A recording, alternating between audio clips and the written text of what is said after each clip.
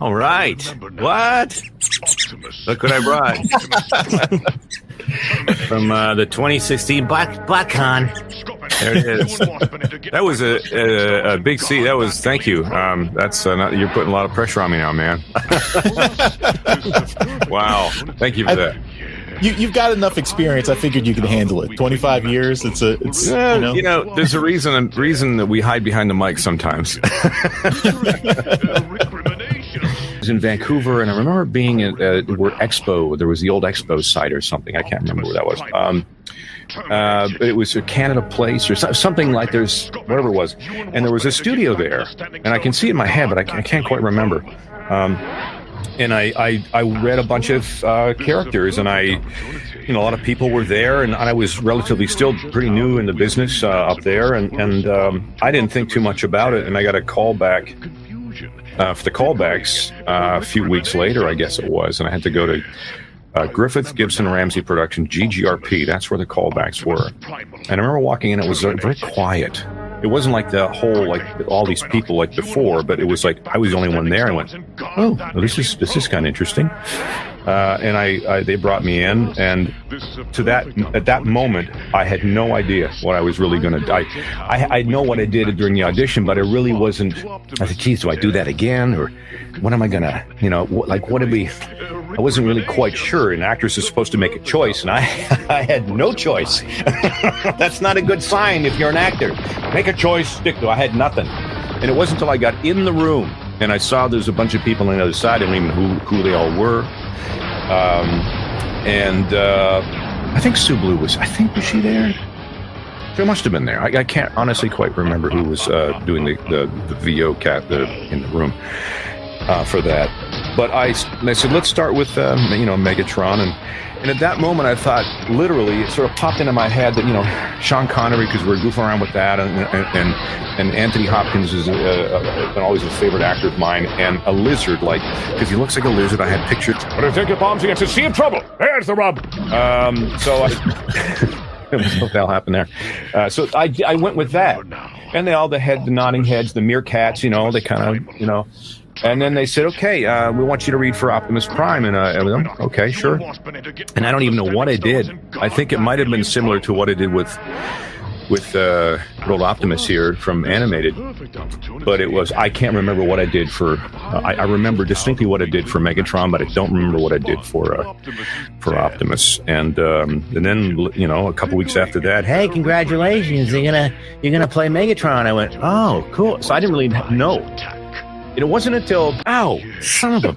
Okay, sorry. Okay. Optimus Prime terminated. All right, Daryl, next question. All right, let's go on to a question from Marth43, and he asks, what was your favorite voice acting line out of all your roles? Sure, it's very easy to remember. Yeah, well, I will say, look, I have to say Megatron because that was the first role. I went, oh, this is, like I said in the last question, see how I went into this? It's about Beast Wars Megatron. Yeah, right. Beast Wars Megatron, right. Well, here's look, it's a Paul Bettany version of it's Vision. I played in Avengers Assemble. Vision. Here we are. Incoming, sir. Right away, sir. I'm missing. Nobody's talking about Vision right now. Yeah, I know that. They're not. I'm just saying you want to tell me. But what it is, the Megatron, of course, is my favorite because that sort of got me. In this room here, we're in Los Angeles. This is my studios. We do all the cartoons, all the video games are done here because of the pandemic. We're not going out, which sucks. But I really miss my friends. But it all led up to this moment.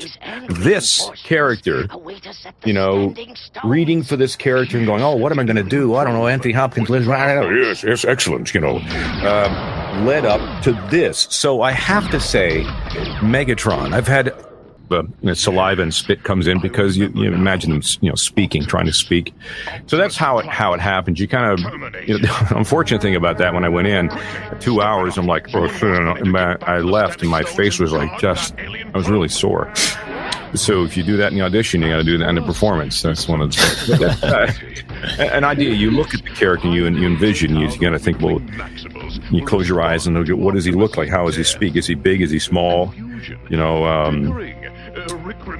As far as Grandpa Max for Ben 10, like I had to do that, and he's a little, I wouldn't know what to say. Thank goodness you all are asking him. Optimus Primal. It's crowdsourcing. The internet helps us out. Yay. All right, the next question comes from Planned Planethood, and they say, "Hey, huge fan. You'll always be the Optimus to me." Oh gosh. In a similar vein, what was it like to go from voicing Megatron to Optimus? It was It was a little bit of a tough transition, honestly, because you envelop that. Like I said, you envelop. Says so they want to bring you in as Optimus, and we're gonna and it kind of she went on for a minute, and I went, so hang on a second,